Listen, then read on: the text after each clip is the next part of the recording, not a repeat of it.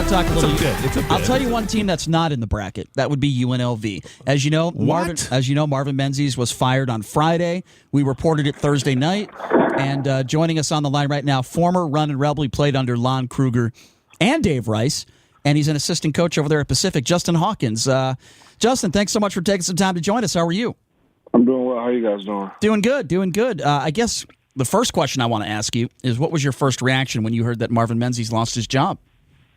I was disappointed. I was kind of sad.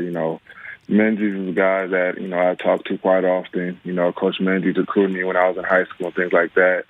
He's one of the good guys in this industry. I felt like he didn't really get a fair shake. I understood what he was doing. If he had another year, because a lot of guys he had coming back. You got to remember, Shapiro, he still sat out for most of the year because of his injury. So so I definitely think if he played in a couple other things, shook out in his favor. And I understand. And I understand where you're coming from, Joe. Look, there's a lot of people out there, including the players that he coached, that wanted him to come back. There's a lot of people that knew Marvin Menzies personally that said, look, the guy's not getting a fair shake.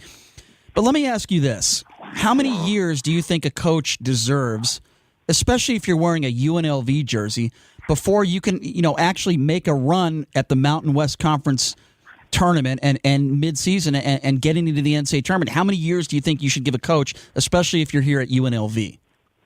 I think that's all relative to the situation that you're getting brought into. I believe he got the job late. He only had 2 guys on roster. Right. So he's trying to formulate a team in, less than, 2-3 months that's going to be competitive, to UNLV standards. That's really tough to do. And the guys that he brought in, they were really good. He had Brandon McCoy last year, Justin, whatever happened last year. But this year, like I said, if Justin was healthy and, and other things would have shook their way, things could have been differently. Didn't he win, 11 games in conference this year? And that's a valid point. And this is a good debate, Justin, and I respect your opinion. This is a good debate I think we could have. So you mentioned last year, right? And you're right. He recruited his ass off last year. And by the way, I said that on the air. I said his recruiting class last year was fantastic. He got Justin at a JUCO ball, best player in JUCO ball. You had JoJo, you had Johnson, you had McCoy. So why is it that you think, because I think that year 2 is what hurt him, not this year, that they lose their last 5 games of the season, and then they lose in the quarterfinals of the Mountain West Conference tournament. And even Menzies would admit it was a very disappointing end of the season. I think that's what hurt him. Would you agree? You could definitely see. You could definitely see that. I think last year could have been, a combination of things. It could have been fatigue, chemistry. Guys that haven't played that deep into to a year. That you could say whatever you want about freshman guys, one-and-done players. Like a lot of those guys haven't played deep into February, even in March in their high school years. So that's a different thing. When coming conference play, like those coaching and scouting reports, they're a lot different when you play a team 2-3 times around. And stuff like that. If you don't know how to adjust to it, you always come out on the losing end. And that's fair, but when you played under Kruger and Rice, you remember the huge crowds, right? The fan support was fantastic. I'm sure you would agree. Under both coaches, and I think that maybe the crowds got a little smaller after you left, and Dave Rice got lost his job. But see, I think another issue, Hawk, is the crowds at the Thomas and Mack over the course of the last few years. We're talking 2,500 people, and that's bad. And I think that was also a factor. Now you could make the argument, it's not all Menzies' fault. I don't think it's entirely his fault, but I think part of it is his fault because I'm not sure he connected with the fans here. I'm not sure he went, and you know him better than I do. I'm not sure he got out in the community as much as maybe he could have, and I don't know. I don't know the answers to that. All I know is that you only got 2,500 people going to games. That's a huge issue, and I think they panicked. Yeah. I don't know about the community aspect because I'm not there, on a day-to-day basis. So I don't know what happens on the community stuff, but I can only comment to what I see on the floor from a distance. Right. Especially after playing them for the last 2 years and always following UNLV basketball, so I'm an alumni. I felt like he had it in the right direction. He just needed another year. Especially like I said, he would have Justin back next year. Right. A solid recruiting class coming in, and then you got key pieces coming back.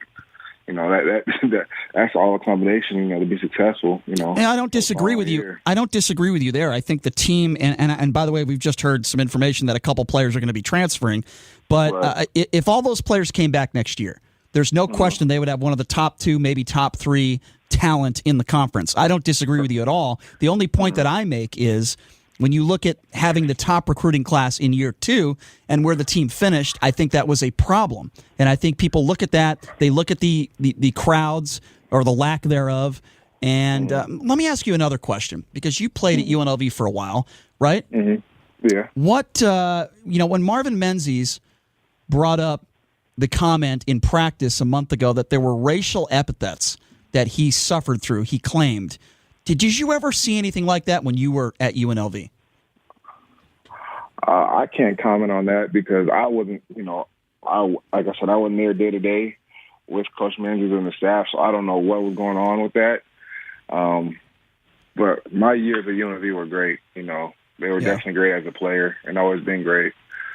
Whenever I come back, they always show me love, so I appreciate that. Well, because you were a hard worker, and you gave it 100% out there, and you got a lot better too from freshman to senior year. I'm sure you would agree there. Right. Yeah, no doubt. Ron Futrell here. First of all, enjoyed watching you as a player here at UNLV. I want a couple of questions. First of all, how are things going for you at Pacific as an assistant coach there, number one? And number two, what sort of coach should UNLV be looking for here? What general things should there be out there that this athletic director should be looking for when they pick a coach?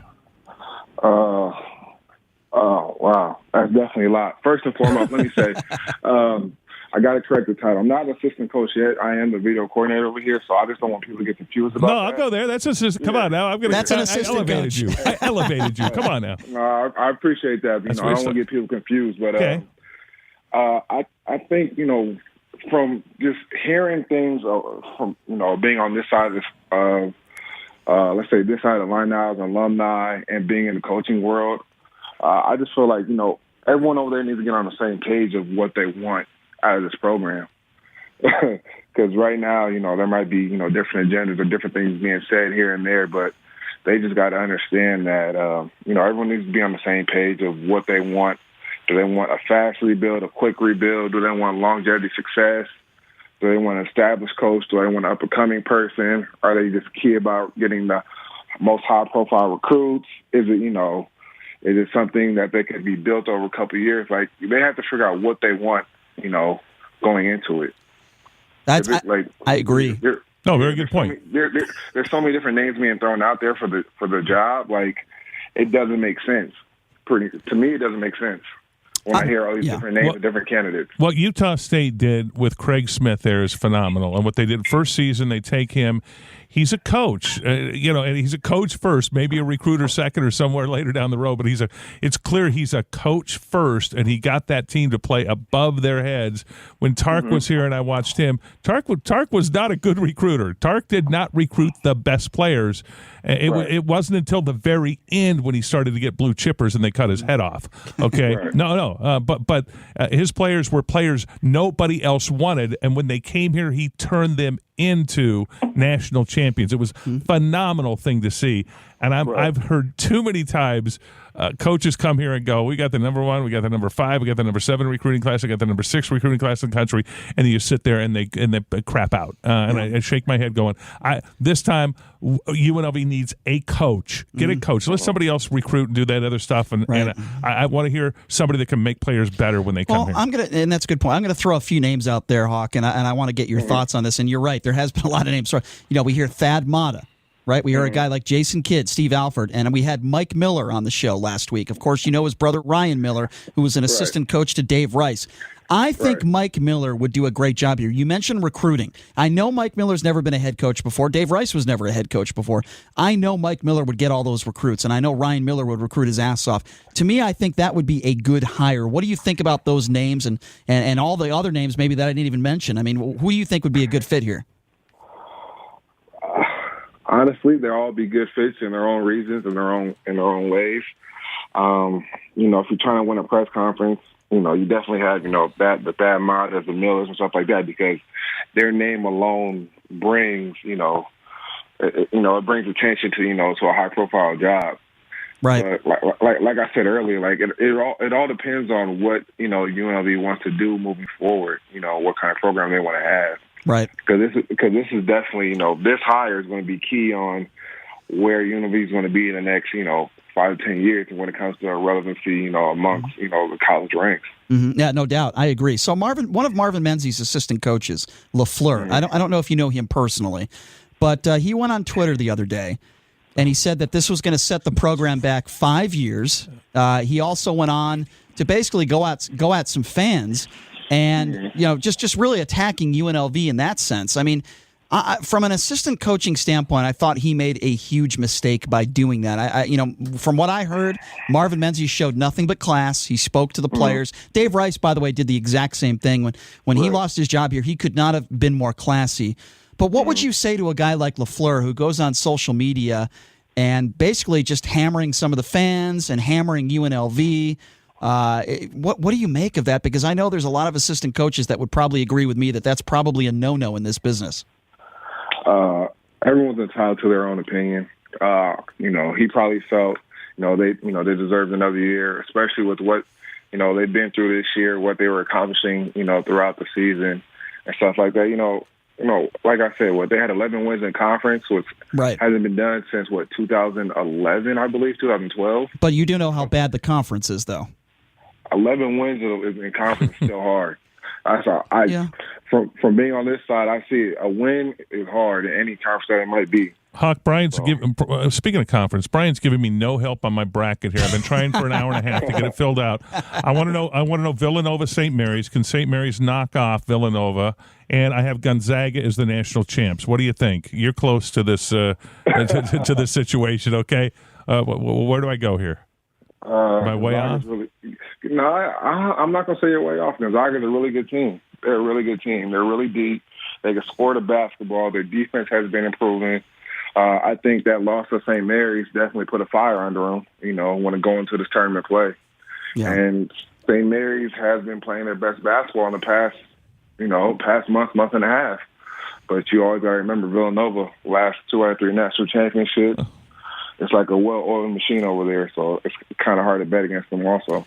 I don't think people realize this, but you obviously work for Damon Stoudemire. And what is it like working with a guy like that who is an NBA legend, who was such a great player in his day? What type of coach is he? What is it like working for a legend like that? He's definitely a player's coach. He definitely approaches the game differently than what I've seen in the past. I'm not saying I've been around a lot of people, but it's a different approach to how he does practices. It's always game plan specific, team specific, like who we're going up against. And it's always a get in and get out mentality. You want to come in, do your job, and knock it out. No BSing. Skill development is really big. Right. Working on things that that each player needs to be better at individually, and then how it comes together as a team. Mm-hmm. I would imagine that's got to be a lot of fun to be work. I'm sure he's demanding, but at the same time, most coaches are. But that's got to be pretty. Right. I'm sure the stories he has. I'm sure he's given you some. Can you share with us like one Damon Stoudemire story? Maybe something that people don't know that he shared with you back in his playing days. I'm sure there's a lot. There's definitely a lot. Those stories, I don't know if I can really say it on air. That's fair. NBA culture is different. Let's say that. Yeah, I would imagine. I hear that NBA coaches, they're more managing egos, than anything else. Yeah, no doubt about it. If you're just joining us, Justin Hawkins, former Runnin' Rebel, played under Dave Rice, of course, and Lon Kruger. And Kruger doing a great job, obviously, as we know, at Oklahoma. And Dave Rice doing a fantastic job as an assistant coach over there at UW. So both successful. Both have moved on. We wish the best for Marvin Menzies as well. So what if they hire a coach here in Hawk, and this is a big hypothetical, they hire a coach that maybe or you have a relationship with? I would imagine I'm sure everything's going great there at Pacific, don't get me wrong, but I would imagine you miss Las Vegas at the same time, and you probably wouldn't mind coming back here and getting a gig down here. Oh, definitely miss Las Vegas, made a name for myself out there. Got a lot of friends, got family out there. I love the community. I get back as much as possible, help out where I can. And, we always have dreams of, going back and coaching at our alma maters. And so if that opportunity arises, it's definitely something I will look at. But like you said, I'm in a great situation here at Pacific, but, being able to come back to UNLV and being in my alma mater is definitely something, that I definitely got to look at. No doubt, and I'm sure the fans would welcome you back with open arms. You were a warrior out there on the floor, great, especially a defensive specialist, and we need some more players like that. Maybe you can suit up again for us. I don't know, but Hawk, I wish I could. yeah, we all do. But Hawk, you're doing a great job out there. Continue the great success, and hope we can talk to you again soon, my man. I appreciate your time. Wow, thank you for everything. All right, thank you. There you go, Justin Hawkins, former running Rebel. Played under Dave Rice and Lon Kruger. And look, I get that. He's friends with Marvin Menzies, Ron. Before we get to your bracket. Marvin recruited him, yeah. But no, let's stay on this here. Before we get to your bracket, let's talk UNLV, okay? So they're not in? They're not in the tournament? No, they're not. They're not in the tournament this year? What did you make? What Did you make of Francois' press conference? I'm glad you, but that's just exactly what I was going to talk about. So thank you. What'd you make? I don't want to say great minds think alike. You've been to, thousands of press conferences in your career, right? Yeah. What did you make? As I'm sitting there, I was there. What did you make of it? I expected it to be that bad, and it was horrible. She was nervous, she was scared, she was frightened, she was on camera awful because she doesn't do interviews. She runs from the media, she runs from the press. She's very difficult to get access to. Now that's her decision. That's her. I think it's horrible when you're. It's not like any other athletic director at UNLV. So Charlie Cavanero was. Would you say she lacks confidence and she lacks? I mean, you think she's in over his head? No, I don't know. I don't. It might be a personality thing. Might just be she's afraid to talk to the media, which you then force yourself. That's part of the job. That's part of the job as athletic director to work with the media. By the way, it's part of the job is to deflect from your coaches and your players when stuff happens, when bad things happen. Right. Is to be there so you're front and center so that you deflect from them. And the other thing you do as athletic director when championships happen, when great things happen, which haven't happened under her really to any degree, you then get out of the way and you let them enjoy, the players, the athletes, and also the coaches enjoy that moment and treasure that moment. It'll be interesting to see how I'm looking forward to seeing how she reacts the first time somebody wins something of substance at UNLV. Well, here's something that I didn't like, Ron. Okay. She wasn't at senior night this year, and maybe she was on a trip trying to find a coach. I have no idea. She should have been there. Here are my thoughts on That's a biggie. Here are my thoughts on Francois. You tell me if you agree or not. I got the sense you're right at the press conference with the media. She doesn't seem very comfortable, and maybe that's because she hasn't Understatement. been. She hasn't been in this situation before. Perhaps I don't know. She hasn't. I've asked her about attendance and all that stuff, and obviously she can't go on the air and say in an interview, "Well, we're not happy with Marvin Menzies." I understand she can't say that. But her answer to me was, well, we want to give the kids tacos, and we created a lounge for them to stay after class so they could go to games. That's not the answer. And that's not the answer that I think many of us were looking for. With that said, I don't know if it was ultimately her decision to fire Menzies. I don't know if a lot of people got in her ear. We know Tina Kunzer-Murphy, it wasn't her decision. A lot of other people. Regardless of that, here's what I'm going to say. I think it was the right decision. With all due respect, I disagree with Justin Hawkins, and I respect his opinion. I know he's friends with Marv. I don't think Marv was the right guy for the job here. You can give him another year. You can give him another 5 years. He's not gonna get us to the promised land. He's not going to do what Kruger did and get us to Sweet 16s. Just to me, he's the wrong guy for the job. He's never won an NCAA game in his life. If she makes the right hire, and I don't even care if it's not her. I don't care who it is that makes the decision. If they make a good hire, and Ron, if we're sitting here 2 years from now and they're in the NCAA tournament, I am going to give her all the credit in the world, regardless of whether she's uncomfortable around the media, regardless of if she's in over her head or not. The bottom line is this hire, to me, speaks volumes about her. And it better be the right hire, because if it's not, then she's not going to be here very long. I don't think she's going to be here very long either, by the way. Hell is frozen over, by the way. Brian and I agree. What? Hold on a second. We agree. No. That's hard to believe. You're exactly right. I care more about, first of all, it was the right decision. So I'll just summarize. It was the right decision for her to get rid of Marvin Menzies, as tough as that is, and I get all that sort of stuff. But and her lack of media savvy. Okay, I'm willing to forgive that. That is self-inflicted because she doesn't do it very often. I would, if I were advising her, she hasn't asked for my advice, I'd say get out there and do media. I'm all about that. And I'm used to a Brad Rothermel as athletic director when UNLV was very successful, but there was a lot of crap that happened at that time where Brad had to be front and center. Tark had. Here's a good indication. Tark had to beg Brad Rothermel to get into the national championship picture in Denver when they won it all there. And he got in there for a couple of shots and then ducked back out as quick as he could because he wanted to defer to the athletes and the coaches who won the national championship. He was the AD. He did. And Tark pulled him, grabbed him, had to pull him. Okay, that's an AD. Brad Rothermel. Bless you, Brad Rothermel, for teaching me this lesson of how to act in these sort of situations. But when stuff happened, he was up there front and center. Now, that being said, I agree with you. But here's the problem I've got with UNLV hoops right now. The benefit and burden of history. Have I explained here? There's a voodoo hex on this program that somebody somewhere had a doll with a bunch of pins in it in New Orleans, and after I say we, not me. I fought this as much as I could as a media person back then. Anybody who knows me and knows the history there will attest to that. But this community, a handful of elitists in this town. Bob Maxson, the president of UNLV, leading the charge to run off Jerry Tarkanian. We had I'm pounding the table. We had the best basketball program in the country. You're gonna break our microphones. And you're gonna break the microphones. Okay, Take it easy. my guitar is. We had the best basketball program. When the basketball, I listened to this year's NCAA tournament. They talk about who can beat Duke. Who can beat Duke? Is there anybody that can beat Duke? They got Zion Williams. Yeah. That for 5 years was UNLV. Who could beat UNLV? 87 when they were number one in the nation. Okay, so all the conversations began and ended with who can beat the Rebels, and then this university pissed that program away. Well, they did. Subverted, covertly, mob-like tactics to get rid of this program and get rid of Tark. Yeah. And essentially kill the program. And so that's why I go back to my voodoo doll theory, is that some are because of that. Why do we deserve? Say they got what they deserve. Why do we deserve a national championship? Why do we deserve a good basketball team anymore? A lot of because we pissed away the best. And Ron, that doesn't happen very often. There's a lot of people just like you that feel the same way, and I don't disagree with you. Take a deep breath. Yeah, I hope I wasn't. I hope it's okay. We'll take some calls. Not right, and I hope there isn't that voodoo doll. Maybe there is. I don't know. If there is a voodoo doll, I don't have it. 257-5396 is the number to call if you want to be a part of this conversation. Ron Futrell in studio with me. We're talking UNLV hoops. We just had Justin Hawkins on the line, former Rebel. He seems to think Marvin Menzies should have stayed another year. I understand why he would say that. He has a personal relationship with Marv. I certainly don't.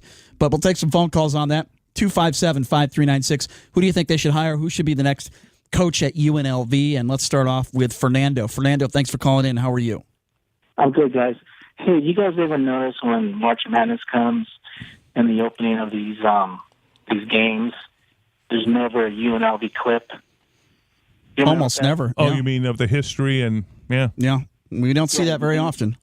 Yeah, there is no clips of UNLV on the opening of the CBS March Madness or anything because UNLV is irrelevant for years now. There's often Jim Valvano from '83, him running the court after Thurl Bailey. Hit the shot and won the game, and so you get that because of how dynamic that was that year. But here's where I disagree with Fernando a little bit. Okay, I do think that UNLV, and Ron, you tell me if you agree, and I do think UNLV was relevant when Kruger was here. Why? Because they were consistently a top 25 team in the country. They were winning conference championships. They were top 25 in the country. They went to a Sweet 16. Yeah, they went to a Sweet 16. That's old.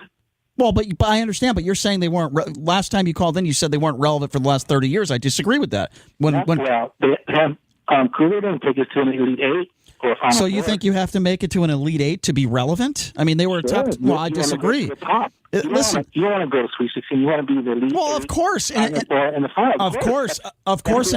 Obviously, you don't have to let do. Obviously, in a perfect world, you'd like to make Final Fours every year, but we know how difficult it is. Look, you're telling me you don't think Lon Kruger did a good job here? No, he did. He did. Oh no, he did. But he didn't take us far enough. Okay. It's very difficult to want them to bring back. Here's with Lon Kruger. He had it go in the right direction. We should have paid Lon Kruger.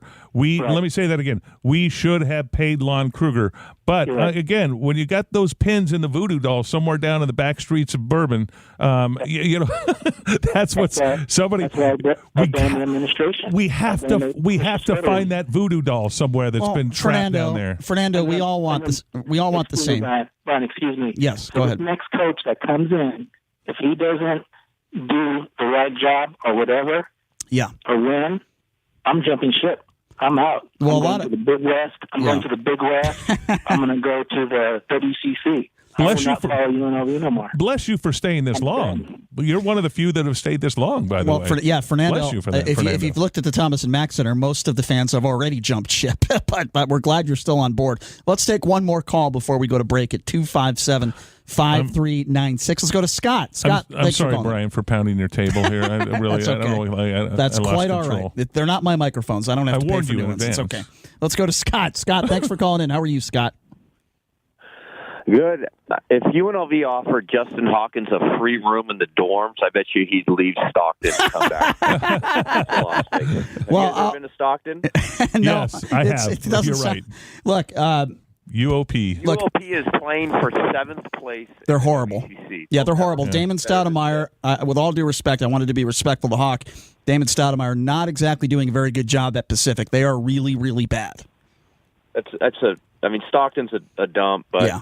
Like they're never going to finish ahead of Gonzaga, Of St. course Mary's, not. San Diego, San Francisco, LMU, or Pepperdine. Like you're playing for 6th Or place. BYU. Yeah. Of course Or not. BYU. Look, Hawk. I'll say this about Hawk.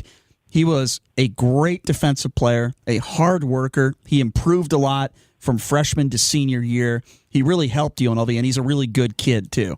Not really a kid anymore. He's in his mid-20s. He might be, if you can go look it up, he might be the last, here's a bit of trivia. He might be the last UNLV basketball player to play all 4 years for the same coach and graduate from college in 4 years. I think I thought Wink Adams was up there, too. Maybe I'm wrong, but I thought Wink graduated as well. Yeah, you'd be right up there. Okay. Played 4 years. Yeah. Okay, so what sort of coach should the Rebels look for? Well, that's I'll let you guys run with this. Do you think when Desiree Reed-Francois was up there and said, we're starting our search now, they got to have like a short list, right? They don't go like, okay, we're done with Marvin. Let's go look for a new coach. They have to. I have some thoughts on that. Somebody, right? I have some, Scott. I have some thoughts on that. That's a very valid point you bring up. I find it hard to believe that Francois did not start contacting people a few weeks ago. And let me put it to you straight: if she didn't, and if she's telling the truth that this coaching search started the other day, then I'm sorry, that's pure buffoonery. Let me just call it for what it is. No, she did. She's not incompetent. I don't think she's incompetent. Well, here's what I heard, though, Ron. I heard that, and Scott, I heard that Menzies, and again, allegedly, this is what I heard, that Menzies went into Francois' office on Friday morning and demanded a 2-year extension. Now, if that did happen, I wonder if they knew they were going to fire him or not. I don't know. If that's the case, he was testing her to see where she was. Okay.